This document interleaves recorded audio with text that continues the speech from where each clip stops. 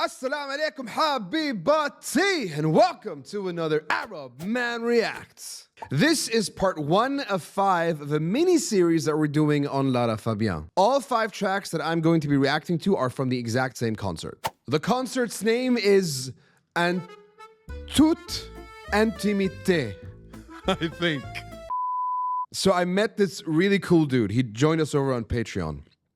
And he is super duper enthusiastic about Lara Fabian. And we got into this incredible conversation. And we're going to do a lot more Lara Fabian stuff. And we're probably going to end up doing an entire documentary on Lara Fabian once we're done with the reactions for her. So the reason we're putting all this attention on Lara Fabian is because everyone I've ever spoken to about Lara, including Kevin, has made this very abundantly clear.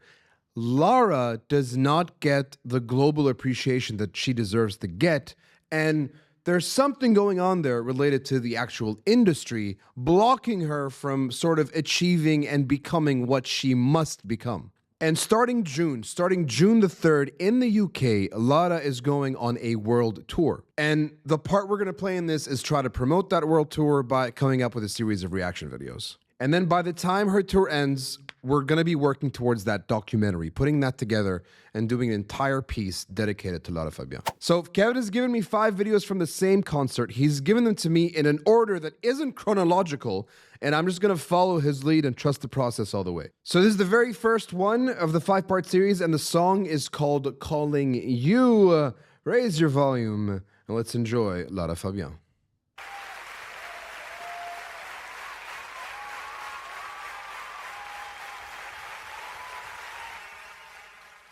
This is an hour and 15. Dude, her voice just speaking. Il paraît qu'on est beaucoup mieux ici qu'à l'endroit d'où on vient.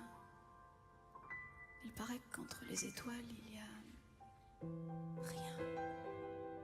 Le vide. Le vide. Certains pensent que cet espace est composé d'un gaz. L'éther. D'autres plus savants ont même imaginé que dans ces vastes régions interstellaires, on puisse entendre la musique des sphères.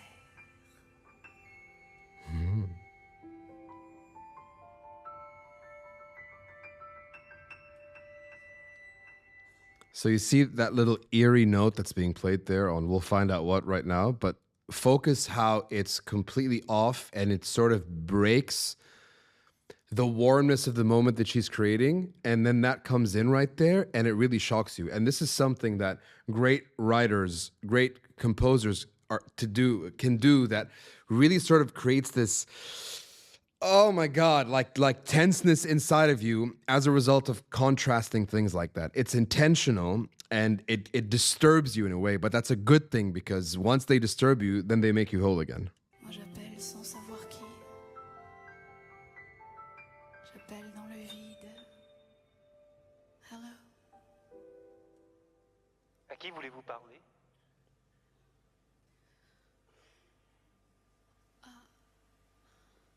Allô? Allô? Oui, bonjour. À qui voulez-vous parler, mademoiselle?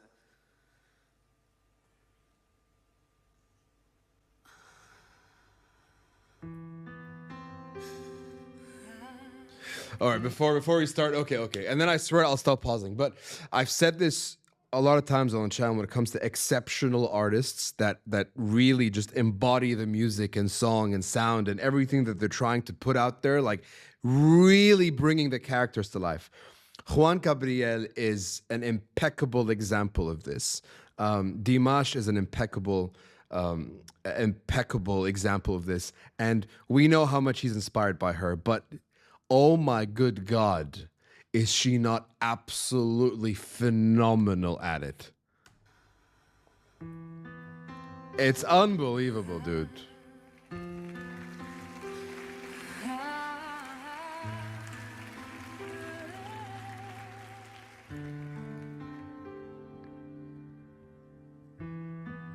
Just a road from Vegas to nowhere. Someplace better than where you've been. A coffee machine that needs some fixing. just a rubber band. I'm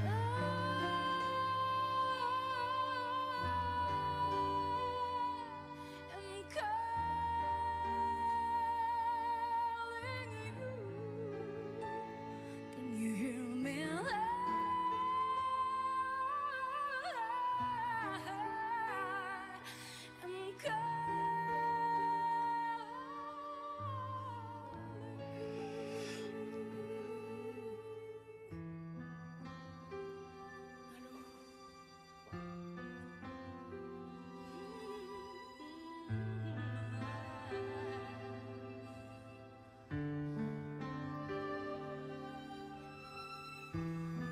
hot dry wind blows right through me.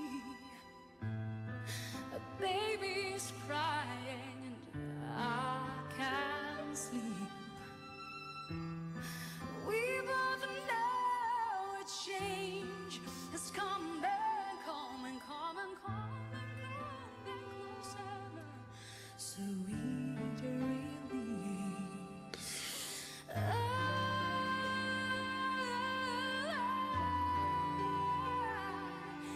calling you.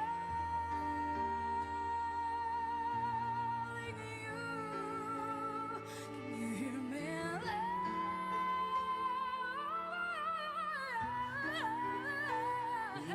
Jesus.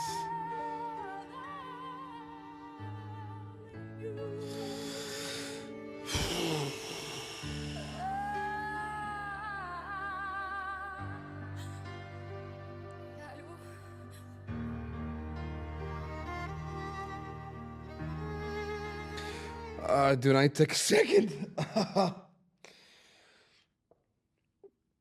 An hour and 15 minutes into a show and she's pulling stuff like that. Like, how did she start off and how will this end? So in the conversation with Kevin, he was talking to me and telling me how, like, she's been playing these songs for a while, you know? Some of these songs, obviously. Some of these songs up to, I think, 30 or 40 times, he said. And I wonder if show to show, because she has a lot of breathing room in this song particularly to actually do all these wonderful runs that she's doing. We're going to go back and listen to that last run, by the way. But I wonder if, and I love watching this with bands as they develop. Pearl Jam is one of my favorite bands, and I love going back to their older shows and seeing how songs that they've put together have evolved through live performance. And this isn't necessarily something that happens in like in a jam session or a pre-show practice or something like that. So what usually happens that during the live performance, you know, someone will do something a little different, and then that starts to build up, and then because these bands play hundreds of shows, thousands of shows, so these things start to develop and get a life of their own, and so you'll end up with a song that was originally like 3 minutes and 20 seconds that could potentially extend to something that's now 15 minutes, just because throughout its life, it's alive, it's an analog thing, you know, it's been growing and mutating and developing and evolving in all these different ways. And so it would be really awesome to see like her 20 years of performing this song and then like comparing how it's changed, like watching that entire thing roll out right there. And you really see how a song takes a life of its own through the artist. And I love it when these things happen as a result of live performances. And she has the confidence and the ability and the technical skill set and the talent to do that live, which I'm sure she does. So I'm just saying that this is 2003. Imagine watching her on a live show in 2025 do this song and just trying to make that comparison. So we're just going to go back because that last run was freaking insane. And then we'll continue.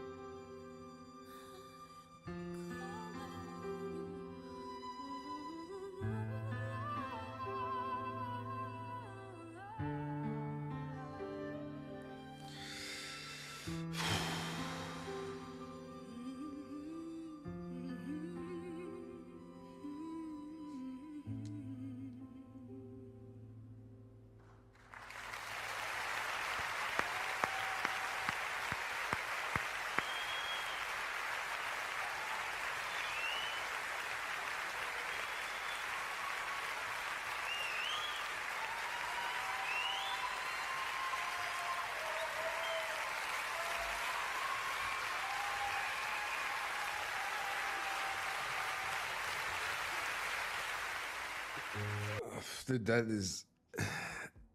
I don't know how to explain this in English, so I'll say it in Arabic. In Kuwait.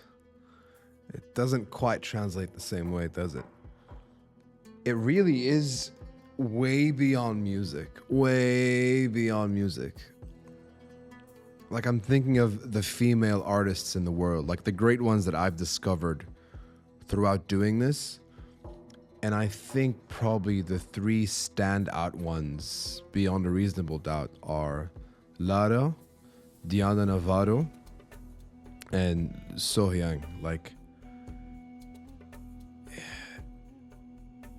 and I don't dare say which one I think stands at the top of that hill, because it depends on the song or the performance. But if you had to save the world, and only one of them could save the world through song, and you had to pick one of them to go ahead and sing that song and save the world, I'm not gonna say who, but you tell me who you pick. All right, part 1 of 5. There's 4 more tracks coming out from this concert, and you'll probably see it tomorrow. So I'll catch you then. Kevin, thank you for this. Remember, June 3rd, starting in London, starting in the UK. I don't know if it's London, I know it's the UK. Lara Fabian is starting her world tour. All the links that you need to check all the details out on that are in the description below. Make sure you check it. If she's coming to a place near you, go watch a show and have the experience of your life. It's going to be incredible, I promise you, as you can tell. I'll catch you all in the next one. Enjoy the rest of your day. Salamat.